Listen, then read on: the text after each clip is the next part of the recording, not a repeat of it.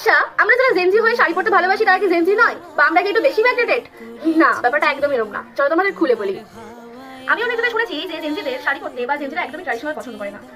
এটা একদম খুব ফালতু কথা। আমি একজন জেনজি হয়ে আমার শাড়ি পরতে খুবই ভালো লাগে, আর আমার মতো অনেকেই আছে যাদের শাড়ি পরতে ভালো লাগে, কিন্তু খুব কথা শোনা যায় কিছু জায়গায় যে তোদের জেনারেশনের তো ছেলে মেয়েরা বা মেয়েরা শাড়ি পরতে বা ট্র্যাডিশনাল একদম পছন্দ করিস না, তোদের সবসময় মানে ওয়েস্টার্ন পোশাক পছন্দ করি। কিন্তু না, আমরাও ট্র্যাডিশনাল পরতে পছন্দ করি। আর শাড়ি পরা কোনো জেনারেশন প্রবলেম নয়, কিন্তু যে শাড়ি পরছি মানে আমরা ব্যাকডেটেড, আমরা দুর্বল, বা জেনজিরা শাড়ি পরে না, এই যে স্টেরিওটাইপটা আছে এটা এবার ভাঙা উচিত।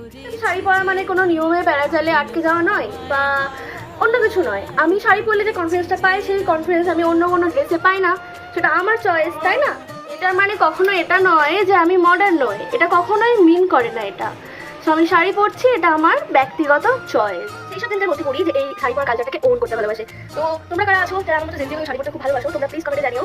আর তো মায়ের ওয়ার্ড্রপ থেকে এই সিরিজের জন্য আমি আজকের জন্য চুজ করেছি হচ্ছে এই শাড়িটা। এটা একটা সফট জামদানি, খুব সুন্দর। এই শাড়িটা গরমের জন্য পারফেক্ট। তো তোমরা চ্যানেলটাকে সাবস্ক্রাইব করে দিও, লাইক কমেন্ট করে দিও। আর হ্যাঁ, এত গরমে কষ্ট করে ভিডিও করছি, এখন বাইরে যা টেম্পারেচার তোমরা খুব জানো, তো তার জন্য তো একটা সাবস্ক্রাইব আর একটা সাপোর্ট করে দিতে পারো।